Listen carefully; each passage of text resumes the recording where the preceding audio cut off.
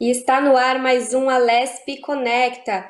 E o programa de hoje vai tratar sobre um assunto importante que afeta as nossas crianças e adolescentes, que é o transtorno de déficit de atenção e hiperatividade. E para falar sobre o tema, vamos receber a doutora Gladys Arnes. Ela que é neurologista infantil e também da adolescência. Seja bem-vinda, doutora Gladys, aqui ao nosso programa. Oi, gente, muito obrigada. Um prazer. Doutora, esse transtorno de déficit de atenção e hiperatividade atinge muito as nossas crianças e também adolescentes. Mas para os pais ficarem atentos e para o nosso telespectador entender, o que seria então esse transtorno de déficit de atenção e hiperatividade? O transtorno de déficit de atenção e hiperatividade, ele é um transtorno do neurodesenvolvimento, né? Acaba começando muito cedo, crianças, inclusive crianças pequenas. Ele se caracteriza principalmente por desatenção, aquela criança desatenta, aquela criança que perde tudo na escola, esquecida, aquela criança hiperativa que nunca para, né? Ela pode ser um transtorno misto ou ser um transtorno só desatento ou só hiperativo, associado ou não à impulsividade. Perfeito. E como os pais podem identificar, né, quais são os principais sintomas, além dessa questão da hiperatividade, alguma coisa que consiga distinguir? Porque a gente sabe que as nossas crianças são bem enérgicas, né? Então, quando o pai deve ficar atento que isso pode ser, então, esse transtorno de déficit de atenção e hiperatividade? Com crianças, a gente tem que tomar cuidado para não confundir com birra, né? A famosa birra, que também é bastante comum e ela dura até os 4 anos. Ela pode ter as mesmas características, aquela criança hiperativa, aquela criança que sempre tenta fazer a vontade dela. O TDAH, ele acaba se manifestando mais quando a criança inicia a escola, em idade escolar, né? Porque ela precisa estar presente em dois ambientes, mais de dois ou mais ambientes. Por exemplo, escola. É aquela criança que sempre vai chamar atenção na escola, porque ela levanta da cadeira, sai, fala alto, não fica quieta, sempre está se envolvendo em conflitos. E, doutora, você citou na sua primeira fala que pode ser uma questão mista, né? Você pode exemplificar, no caso, tem crianças que têm só o transtorno de déficit de atenção, outros que têm a hiperatividade junto, é isso? Sim, é isso mesmo. Tem crianças que apresentam uma dificuldade escolar importante, né? Na vida pessoal e na escola, em questão escolar acadêmica. Aquela criança que ela vai ser muito esquecida, ela inclusive pode ser dedicada, ela pode estudar muito, mas chegada a hora da prova, ela esquece tudo que ela estudou. Acaba sempre, o rendimento escolar acaba sendo menos do que o esperado, né? É uma criança esforçada, só que ela não consegue, porque acaba esquecendo, não consegue guardar essa informação. Aquela criança que esquece na escola, esquece livro, né? Acaba perdendo muita coisa em casa, sempre esquece o que ela tem para fazer. É uma criança desatenta, né? Um pouco Essa é a mais criança desatenta desatenta. do que as outras. E, doutora, como então os pais podem, os professores também, né? Não só os pais, mas os professores também podem entrar em contato com os pais, perceber quando essa criança tem essa dificuldade maior, em prestar atenção, em ficar quietinha na sala, às vezes tá tendo alguma explicação e a criança tá lá querendo conversar, querendo andar pela sala, né? Tem toda essa questão. E aí também tem esse papel dos professores, que eles podem identificar, entrar em contato com a diretoria para que os pais sejam notificados. Sim, a criança hiperativa, ela é mais fácil de identificar, né? Porque ela acaba chamando muito a atenção. É uma criança que sempre chama a atenção, ou porque ela é muito agitada, ou porque ela fala muito, ou porque ela toda hora ela pede para sair, para ir no banheiro, ela sempre fala alto, conversa com outros colegas, levanta da cadeira. Agora, a criança desatenta, o diagnóstico é mais difícil, porque aquela criança silenciosa, tranquila, ela vai ficar na sala de aula tranquila, sem chamar atenção, só que ela vive no mundinho dela, fica pensando, o corpo está presente, mas o pensamento ela pode ficar, pode lembrar o que ela fez semana passada, mas ela acaba perdendo o ritmo da aula, né? Então, e é difícil para ela recuperar, porque quando ela volta para a realidade, já perdeu praticamente toda a explicação da professora. São duas crianças bem diferentes. Agora, a criança mista, ela já tem a desatenção e a hiperatividade. Né? E legal você falar dessa questão da criança mista, né? Porque é bom identificar em qual fase se a criança é só hiperativa, se ela tem só déficit de atenção, se ela é mista, porque isso também vai ajudar no tratamento, né? Como que funciona então? É através de medicamento, alguma ajuda socioeducacional? Como que funciona para tratar essa criança aí que tem esse transtorno? O tratamento com crianças e adolescentes sempre acaba sendo um desafio maior, né? Porque a gente precisa da ajuda dos pais, ajuda dos professores, do cuidador, de todas as pessoas envolvidas na vida dessa criança ou adolescente. Então, o TDAH, ele tem como primeira linha um tratamento cognitivo-comportamental. Tentamos modificar o comportamento da criança através de terapias, acompanhamento com psicólogo, psicopedagoga ou fonoaudióloga, dependendo da necessidade da criança. Fazemos, inclusive, um tratamento com os pais, porque muitas vezes, por causa do comportamento da criança, acaba tendo até separação no casal. Depois de fazer essa tentativa cognitivo-comportamental, através de terapias, tentamos a medicação. Por quê? Porque no TDAH acaba tendo um desequilíbrio de algumas substâncias no cérebro. Então, tem mesmo uma alteração no córtex pré-frontal, no cérebro da criança. E o que vai fazer essa medicação? Ela vai devolver o equilíbrio para essa criança poder melhorar a concentração, melhorar o comportamento. Perfeito. E aí a gente acabou focando um pouquinho mais na questão das crianças, né? Mas os adolescentes também sofrem, e aí talvez um pouco mais, porque não teve o diagnóstico precoce, né, do transtorno de déficit de atenção e hiperatividade. E o trabalho com eles também deve ser feito dessa forma. Tem alguma outra questão que é legal pontuar, já que a idade já está um pouquinho mais avançada? Sim, com adolescentes acaba sendo um pouquinho, inclusive, mais difícil, né? Porque eles têm uma resistência já a fazer terapia cognitivo-comportamental, eles têm mais atividade, a vida acaba tendo mais atividades do que uma criança. Então, o tratamento medicamentoso, às vezes, vai ser uma boa opção para esse adolescente, junto com alguma terapia, uma psicoterapia, para ajudar o comportamento, principalmente controlar a raiva, controlar essa agitação, né, e melhorar a concentração. Mas o TDAH, ele é um transtorno que acaba afetando 10% das crianças e adolescentes, e em adultos 5%, né, o que as pesquisas indicam. Então, é um transtorno bastante comum, que pode durar até a vida adulta. Perfeito. E, doutora, esse adolescente, como você disse, é um trabalho mais delicado, né? Tem a vida mais agitada, mais movimentada, e é uma fase também que os amiguinhos já prestam atenção nisso, né? A gente sabe do preconceito em fazer sessões de terapia, não só na fase adulta, mas principalmente agora na adolescência, entre os jovens também. Então, pode haver essa questão, o preconceito de ficar com medo dos amiguinhos descobrirem que está fazendo uma terapia, porque ainda existe uma barreira, né, quanto a essa questão, né? Sim, os adolescentes acaba sendo um pouquinho mais difícil o tratamento por causa dessa questão do bullying, do preconceito, mas no final dá tudo certo. É difícil, o tratamento não dá certo por causa disso, porque fazemos um trabalho em equipe, junto com a família, os terapeutas, o neurologista, né? E no final, inclusive, eu peço para o paciente não falar que ele está tomando medicação, né? Porque não precisa ficar contando para todo mundo que ele toma um medicamento.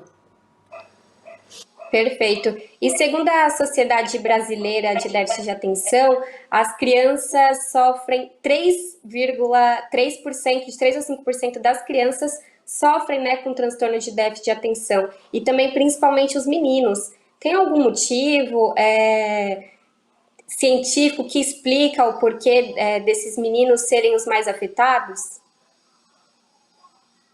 TDAH, assim como outros transtornos, ele tem uma causa multifatorial, uma causa genética muito importante, né? As pesquisas indicam que tem, tem uma prevalência maior em meninos que em meninas, assim como, por exemplo, o autismo. Se fala mais que seja numa específica ainda identificada, mas se deve principalmente ao desenvolvimento, a neuroplasticidade, o desenvolvimento neurológico acaba sendo um pouco mais rápido nos meninos, mas o desequilíbrio das substâncias dentro da área pré-frontal, principalmente falando do TDAH, acaba chegando uma idade que acaba sendo igual, mas no começo acaba tendo esse predomínio em meninos por causa disso, do comportamento e do desenvolvimento mais rápido da parte neurológica em meninas. Ah, perfeito. E doutora, pode então ter resultado, por exemplo, de desenvolver esse transtorno de déficit de atenção e hiperatividade na fase adulta? Por exemplo, uma criança que não teve esse transtorno, ou um jovem que não teve esse transtorno, desenvolver isso na fase adulta acontece também? É difícil, provavelmente essa pessoa não foi diagnosticada quando adolescente ou quando criança, né? E ela conseguiu continuar com a vida, conseguiu fazer tudo, mas às vezes chega um momento onde essa pessoa pode ou ir na faculdade e ter muita dificuldade para conseguir para conseguir a formação dentro da profissão que ela escolheu, ou no trabalho, né? Acaba sendo mandado embora, sempre está trocando de emprego, porque não dá conta de fazer todas as funções que ela tem que fazer, esquecida demais. Então, acaba sendo, inclusive, trocada até de cargo, né? Para cargos mais inferiores. Por isso a importância do diagnóstico, né, doutora? Porque, infelizmente, isso vai afetar a vida, como a senhora bem lembrou, acadêmica, a vida profissional. E, às vezes, sem o diagnóstico, a pessoa também não entende o que ela está passando e pode acabar desenvolvendo outros transtornos, como a senhora também bem lembrou, a questão transtornos de depressão, ansiedade. Isso também pode dificultar ainda mais não só o diagnóstico do TDAH, mas também o tratamento, né? Então, vocês, como doutora, a senhora percebe muito que tem essa questão do transtorno acabar resultando também na questão da depressão, da ansiedade? Sim, sim. Principalmente em adolescentes, né? Por falta de aceitação, dele ter essa dificuldade, ou ser muito desatento, ou ser muito agitado. Ele acaba assim, desenvolvendo quadros depressivos ou de ansiedade por essa dificuldade para socializar, porque na adolescência é muito importante, na criança também, mas no adolescente acaba sentindo mais a questão da socialização, de ser chamado para um aniversário, de ser chamado para fazer alguma atividade, ou das pessoas já olharem ele com um preconceito por causa dele sempre ter chamado a atenção em sala de aula, ou por ele ser muito desatento, ou por ser muito agitado, ou impulsivo, né? Não podemos esquecer que o TDAH também pode ser impulsivo e se colocar em situações difíceis de briga, de confusão com os colegas da sala. Perfeito. Eu queria então destacar essa questão da impulsividade, né? Nem todos têm esses sintomas, né? Mas ele também pode ocorrer, essa questão da impulsividade, né? E aí as crianças acabam, principalmente as crianças, acredito, e os adolescentes, têm atenção recorrida a chamados constantemente referente a essa questão de ser impulsivo. Às vezes a gente acha que é uma criança briguenta, mas isso também pode ser um sintoma do transtorno, né, doutora? Sim, sim. Quando esse sintoma acaba se apresentando muitas vezes e tem impacto na vida da criança, na escola, os pais são chamados, eles sempre têm dificuldade, sempre está se envolvendo, se colocando em situações de briga na escola, em casa, em qualquer lugar que ela frequenta, é importante sim se preocupar, porque na hora que começa a ter impacto na vida dessa criança, pode ter certeza que vai ver reclamação da escola, o rendimento escolar não vai ser bom, ela vai ser uma criança mais isolada, vai começar a ficar triste, né? Que acaba se isolando dos amiguinhos. E doutora, a gente falou tanto da questão do diagnóstico, né, principalmente de conseguir identificar o transtorno na, na infância e também na adolescência, mas como de fato o diagnóstico é feito, né? A gente sabe que tem esses sintomas que os pais e os professores podem identificar, mas é feito algum outro exame ou apenas conseguindo identificar esses comportamentos já é possível afirmar que a criança tem um transtorno de déficit de atenção?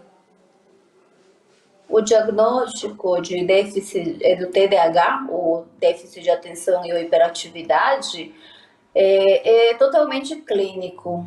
Então, avaliamos muito a parte cognitivo-comportamental através de... Tem uma classificação que a gente usa, o DSM-5, o Manual de Transtornos Mentais internacional, né, que sempre está sendo atualizado e é usado no mundo em todos os países. Temos critérios que a gente tem que classificar essa criança, tem critérios para incluir ou excluir a criança dentro do TDAH. Então, também tem os testes que são feitos, tanto pelo médico na consulta com o neurologista e pelos terapeutas, inclusive se faz também na escola. Então, é um diagnóstico mais clínico. Pode ser feito um exame de imagem, mas seria mais para descartar outros tipos de doença ou como pesquisa, porque não tem padrão ouro ou uma indicação direta de pedir uma ressonância, por exemplo, só se fosse para excluir outro tipo de doença. Perfeito. Doutora, eu também gostaria de falar, como a gente está fazendo a transmissão aqui para a Rede Alesp, do papel do legislativo em fazer políticas públicas, né, para atender, acolher essas crianças e adolescentes, enfim, quem tem o diagnóstico do transtorno de déficit de atenção e hiperatividade. Eu queria que a senhora falasse da importância do papel do legislativo em desenvolver essas políticas públicas, né, do Estado estar atento também a essa questão. Importante, Carol, né? E atualmente eu sinto que a gente tem o apoio, porque temos a facilidade de conseguir a medicação através do SUS, fazendo um laudo, um relatório completo para as famílias que não têm condições econômicas para comprar o tratamento medicamentoso, é muito caro, tá? Estamos falando de aproximadamente R$ 300, um frasco com 28 cápsulas. Então, tem famílias que não conseguem pagar que não conseguem fazer o tratamento medicamentoso por causa disso. Então, atualmente, conseguimos o medicamento pelo SUS. É um pouquinho, talvez, demorado, burocrático, mas dá certo. Eu nunca tive problema em conseguir medicação para meus pacientes. E também tem o apoio na escola, atualmente. Temos são chamadas de AT, né? Auxiliares ou acompanhantes em sala de aula, que pode ser uma psicóloga ou uma professora, inclusive estão sendo usados os estagiários para auxiliar essas crianças, né? Quanto com TDAH ou outro tipo de transtornos. E também tem uma questão do acolhimento, né? Tem um projeto aqui na Assembleia Legislativa de São Paulo que fala principalmente dessa questão do acolhimento e do atendimento dessas crianças nas escolas, o quanto é importante, principalmente, ter esse acompanhamento, mas também ajudar as crianças a socializarem, né? A gente sabe que, recentemente, o governo federal queria aprovar uma medida que, de vez de ajudar na integração, ia fazer com que as crianças que têm transtornos não só de déficit de atenção e hiperatividade, mas como a questão do autismo, fossem para outras salas, né? O que isso também ia dificultar muito na questão da socialização, né? E esse papel da socialização é muito importante para o desenvolvimento dessas crianças e adolescentes, né, doutora? Então, eu queria que você destacasse essa questão da sala de aula, principalmente, né? De ter o contato com as outras crianças, de ter o contato com os professores. Com certeza, Carol. Aí vem a famosa inclusão, né? A inclusão, quando ela é bem feita, ela tem um resultado positivo. Mas quando ela tenta isolar as crianças com problemas, principalmente autistas, ou qualquer outro tipo de transtorno, uma sala especial, onde não tem as condições necessárias para dar um atendimento verdadeiro de melhorar o desenvolvimento, a parte cognitiva, o resultado nunca vai ser bom. Eu sou a favor, principalmente, das crianças com autismo, TDAH, elas têm que continuar frequentando uma escola normal.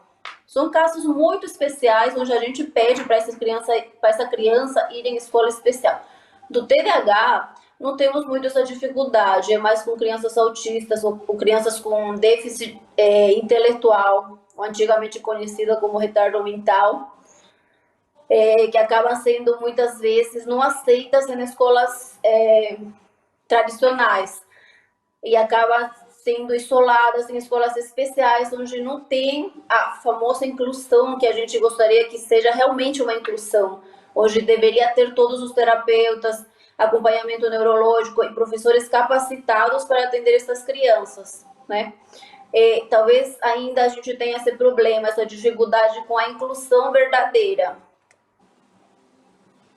Você falou também da capacitação dos professores, né? Como que a senhora avalia essa questão hoje? Acredita que, se a gente fazer uma comparação com alguns anos atrás, as escolas e os professores estão cada vez mais preparados para atender essas crianças, para conseguir identificar também esses transtornos? Sim, sim, eu acredito que sim. Tem melhorado muito. Os professores, inclusive estagiários, professores com experiência, acabam identificando muito fácil as crianças. Inclusive, a maioria das vezes são elas que chamam a atenção dos pais, né? E pedem para levar com um especialista, com um neurologista ou com um psicólogo.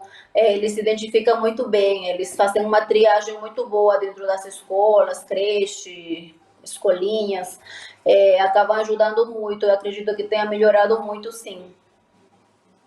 É exatamente o que eu ia falar, né? A gente sabe que o papel dos professores, não só na questão da educação, do ensino, mas eles também têm esse papel fundamental em ajudar, né, a prestar atenção, porque às vezes eles ficam, a criança está lá em tempo integral, então eles conseguem identificar com mais facilidade, né? Tem contato também com outras crianças.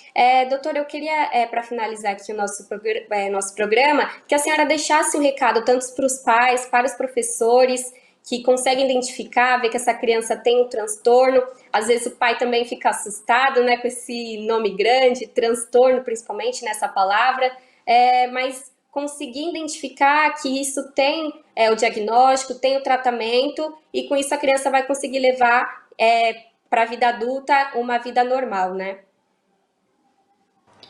Sim, sim. É fundamental o apoio das escolas e das famílias para identificar. Então, se você observa que seu filho tem um comportamento diferente para a idade que ele tem, ou tem muita dificuldade na escola, sempre está se envolvendo em conflitos, sempre você é chamado na escola, ou sempre ele chama atenção, todo lugar que ele vai tem problema porque ele faz alguma coisa errada. É bom procurar ajuda, mesmo que seja para você ouvir que essa criança não tem nada e que é só transitório, como por exemplo uma birra, talvez você pode se encontrar com a surpresa que ele tem sim um transtorno, que precisa de tratamento, né, e precisa mais cuidados.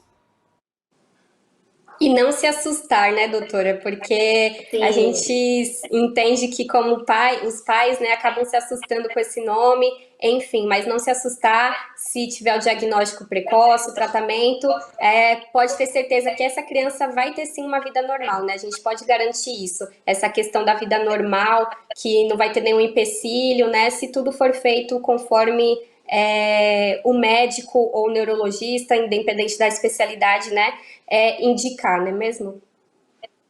sim, sim. Quanto antes o diagnóstico, quanto antes você identifica, quanto antes você inicia um tratamento, vai ser o pronóstico, o futuro da criança é melhor. Que a gente vai conseguir corrigir todos esses probleminhas que ela tem, já seja uma hiperatividade, seja uma impulsividade, uma criança desatenta. Então, tudo tem uma solução. Então, não precisa ficar com medo, só precisa procurar ajuda. Todos nós precisamos de ajuda em algum momento das nossas vidas.